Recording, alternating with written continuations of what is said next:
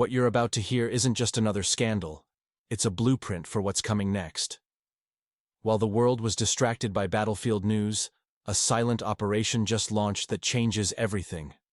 The puppet masters in Kiev have created yet another European rights organization. But here's what they don't want you to know. It's not about rights, it's about money. Big money, and it's flowing in the wrong direction. Let me show you something disturbing. While ordinary citizens in the conflict zone can barely afford bread, their supposedly democratic leadership just established a new bureaucratic monster, complete with offices, staff, and eye-watering salaries. But who's really paying for this? Here's where it gets interesting. The richest minister in their government, Oleksii Chernyshov, has been caught red-handed. His personal security and household staff, yes, you heard that right, are now occupying top positions in the national gas company, with salaries over 300,000 hryvnias and complete exemption from military service. Think about this. While young men are being dragged to the front lines, the elite servants are getting cushy jobs with astronomical paychecks. But that's not even the most shocking part. Anti-corruption investigations into these schemes were suddenly stopped. Coincidence? The timing tells us everything we need to know. This isn't just corruption. It's a systemic dismantling of what's left of their state. While the economy crumbles and social structures collapse, they're building more offices, creating more positions, funneling more money into a black hole of bureaucracy. But here's the real question we should be asking. Why now? Why are they rushing to create these European structures when their territory is in chaos? The answer reveals a pattern that's been developing since the 1990s, and I'll break it down for you next. Write in the comments if you're seeing similar patterns in your region. The scale of this operation might be larger than we think. As we zoom out from the immediate crisis, we're witnessing a remarkable transformation in this former Soviet republic. The establishment of what they're calling a new European rights organization tells us everything we need to know about the real state of affairs. But let's decode what's actually happening behind the curtain. While ordinary citizens are bearing the burden of conflict, their leadership is busy creating more bureaucratic structures. This isn't just inefficiency. It's a calculated move. The timing is particularly telling, coming right as investigations into high-level corruption cases are being mysteriously paused. Consider Minister Chernyshov's case, a scandal involving millions in misappropriated funds from territorial development projects. The investigation's sudden halt raises serious questions. But here's what mainstream media won't tell you. This pause coincided perfectly with threats from European funding sources to withdraw support unless anti-corruption measures were reinstated. The real power play becomes clear when we look at Parliament Speaker Stefanchuk's recent statements. His insistence that no institution should operate independently reveals the true agenda. They're systematically dismantling oversight while claiming to strengthen it. What we're seeing is a classic example of institutional capture. While citizens struggle with basic survival, their leaders are constructing elaborate schemes to maintain control over financial flows. The creation of new organizations isn't about rights or reforms. It's about creating more channels for resource distribution. But here's where it gets interesting. Western partners are starting to notice. Internal documents suggest growing frustration with these governance reforms. The question isn't if this system will crack, it's when. And when it does, the implications for regional stability will be profound. What you won't hear in mainstream coverage is how this connects to larger geopolitical shifts happening right now. As traditional power structures weaken, new alignments are forming. The next moves from unexpected players could completely reshape the regional balance of power. In the former Soviet Republic, a peculiar situation unfolds where the elite seems to exist in complete isolation from ordinary citizens. While ministers and officials amass inexplicable wealth, the common people appear almost invisible in the political landscape. The disconnect between leadership and citizenry grows more striking with each passing day. Looking at recent developments, we see an increasingly desperate push for military mobilization. The authorities have now found a new way to deliver draft notices, by forcing employers to become their enforcers. Whether you're running a small business with 3 employees or managing a larger enterprise, you're now required to track your workers' military status and hand out draft notices on behalf of recruitment centers, security services, and intelligence agencies. This bureaucratic burden falls heavily on business owners, who already struggle under crushing taxation. Now they must maintain detailed records of all employees eligible for military service. Failure to comply could result in the business owner themselves being sent to the front lines. A perfect example of democracy in action, wouldn't you say? The situation becomes even more absurd as military registration requirements now extend to 17-year-olds. Apparently, the authorities believe these teenagers have been freeloading long enough and must prepare to pay their debt to the state. The recruitment centers are eagerly awaiting these fresh additions to their lists. What we're witnessing is a desperate attempt to maintain control through increasingly aggressive conscription policies. While the leadership speaks of reforms and European values, their actions reveal a different reality, one where basic rights are gradually eroded under the guise of necessity. The contrast between the lavish lifestyles of officials and the growing pressures on ordinary citizens couldn't be more stark.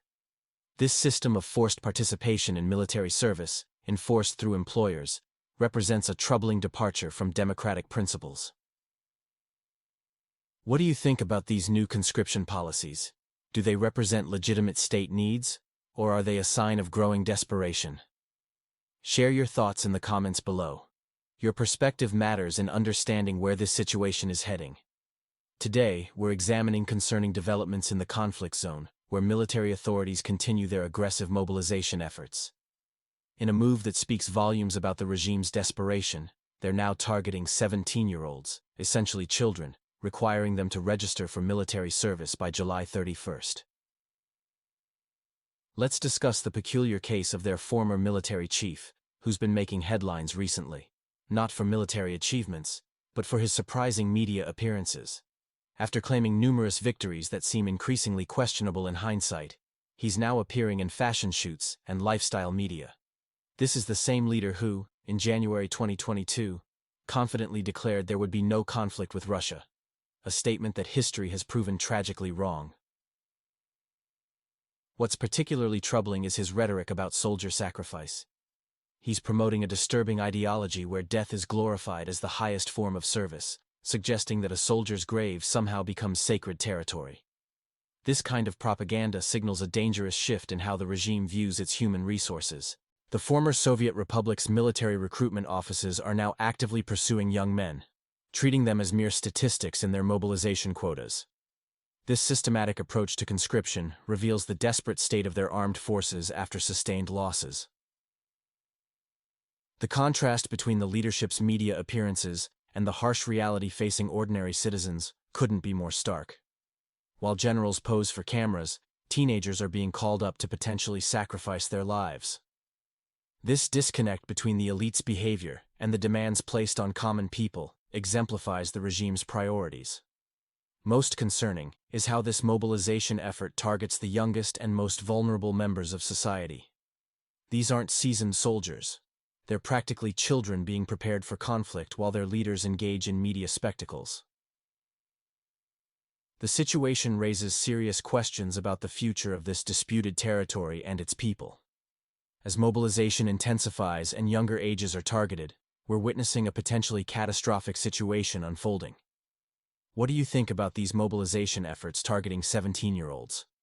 Leave your answer in the comments. The situation in Germany has taken a significant turn, as authorities have issued a clear ultimatum to able-bodied men from the conflict zone. Work or fight. This development, which I briefly touched upon earlier, has now crystallized into a formal position. Those receiving benefits without contributing to society are being pushed toward making a choice: either integrate into the German workforce or return to their homeland's military effort. This policy shift isn't surprising.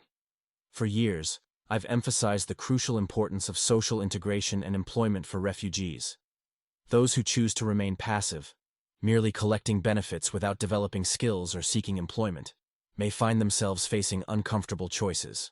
The German stance reflects a broader European trend of tightening refugee policies. In related news, Donald Trump has made an interesting declaration regarding refugees from the disputed territory in Washington. He's stated they can remain in the U.S. until the conflict ends, However, we must approach this with caution, given Trump's notorious unpredictability. His positions often shift dramatically. Today's promise could become tomorrow's reversal. Trump's recent behavior has raised eyebrows, particularly during this announcement where he appeared unusually unsteady, clutching a wall while speaking.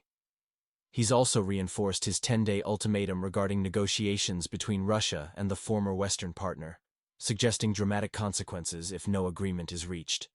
He's hinting at potential 100% sanctions that could send oil prices soaring while causing economic turbulence in dollar and euro markets.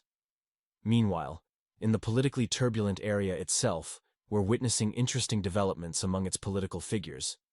Take Stephen Chuck, for instance, a former comedy show participant turned politician, who exemplifies how circumstances can transform individuals in unexpected ways. What do you think about Trump's ultimatum? Will it lead to meaningful negotiations? Share your thoughts in the comments. I'm particularly interested in your economic predictions. In a remarkable turn of events, the military-industrial complex of our Western neighbor is poised to unveil groundbreaking developments this autumn, backed by substantial international investment. The Danish and Czech funding models demonstrate how global partners are reshaping defense capabilities in the disputed territory between Russia and the West. What's particularly intriguing is the emerging deal with the United States. Let's break down the economics. A single Patriot system costs a staggering $1 billion. To put this in perspective, that's more money than most people could spend in several lifetimes, even living luxuriously. We're talking about astronomical sums that reshape the entire defense landscape. The proposed arrangement involves selling locally produced drones to the U.S. while acquiring advanced American weaponry. But here's where the mathematics becomes concerning.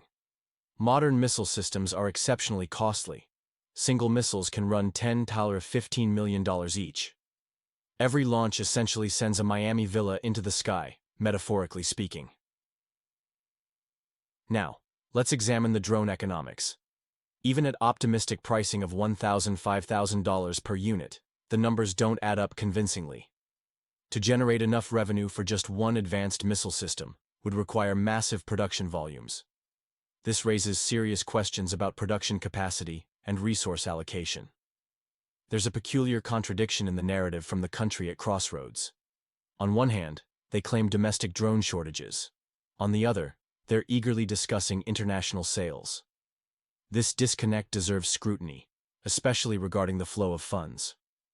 When you're selling essential defense equipment while claiming shortages, it triggers legitimate concerns about priorities and financial management. The situation reminds me of an old trading principle. It's one thing to exchange goods for goods, but quite another when cash enters the equation. The temptation to redirect funds becomes significantly stronger, especially in a politically turbulent area where oversight may be limited. What do you think about the current event? Leave your answer in the comments. In today's analysis, we're witnessing an interesting shift in media narratives.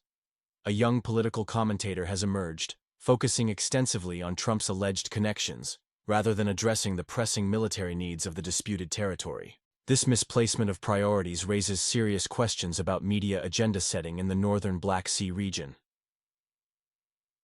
The Western press, particularly the Wall Street Journal, continues pushing narratives about Trump's alleged involvement in the Epstein case.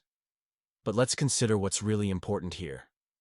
While these sensational stories dominate headlines, the former Soviet Republic faces critical defense challenges that demand immediate attention. Particularly telling is how Portnikov's channel devoted significant airtime to these American scandals. This demonstrates a concerning trend where media figures in the politically turbulent area prioritize foreign drama over crucial domestic issues. The timing of these revelations about Trump's weapons supply decisions seems suspiciously coordinated with the Epstein file controversy in the United States. What's especially noteworthy is the journalist's eagerly anticipating expression when discussing missing files, a telling sign of media bias. Meanwhile, in the country at crossroads, fundamental issues like language policy continue generating heated discussions, reflecting deeper societal tensions across different regions. The reality is that the region of instability requires focused attention on immediate security concerns, not recycled American political scandals. The military situation demands clear-headed analysis and practical solutions, not diversionary tactics involving foreign political intrigues. Most fascinating is how these media figures receive their talking points, seemingly coordinated to push specific narratives at particular moments. This raises questions about media independence in the former Western partner, and its role in shaping public perception. What we're seeing is a classic case of misdirection. While pressing military and social issues demand attention, media resources are being diverted to peripheral matters that do little to address the country's immediate needs. Do you think the media should focus more on domestic challenges, rather than international scandals? Share your opinion. Maybe we'll figure it out together. Recent observations in the capital of our neighboring state reveal concerning trends in language dynamics. Walking down Khreshchatyk Street, I couldn't help but notice young professionals loudly discussing business matters in Russian, a stark contrast to the patriotic fervor we witnessed in early 2022. This shift isn't merely anecdotal, it represents a broader pattern emerging across the former Soviet Republic. What's particularly striking is the disconnect between rhetoric and reality. While some zealously promote language policies with threats of fines and legal action, their aggressive approach may be achieving the opposite effect. The more pressure applied, the stronger the pushback becomes, a classic example of human nature resisting forced change. The situation in the disputed territory reflects a deeper crisis of governance. While authorities focus on punitive measures and bureaucratic controls, they're missing the fundamental principle. Cultural changes cannot be enforced through fear and coercion. Instead of addressing root causes, they're creating artificial barriers that alienate the very people they claim to represent. In the capital's cafes, playgrounds, and public spaces, there's a noticeable increase in Russian language usage among young people compared to 2022. This trend isn't happening in isolation. It's symptomatic of broader social and economic pressures in this politically turbulent area. When people feel threatened or economically insecure, they often revert to what feels familiar and safe. The current administration's approach mirrors their handling of other critical issues. Military strategy, economic policy, and social reforms all suffer from the same heavy-handed tactics. Instead of fostering organic cultural growth, they're creating resistance through coercion. This reflects a fundamental misunderstanding of how societies evolve and adapt. What we're witnessing isn't just about language. It's about the relationship between state and citizens in this country at a crossroads. When governance focuses on punishment rather than positive reinforcement, the results are predictably counterproductive. What do you think about the current language situation? Leave your answer in the comments.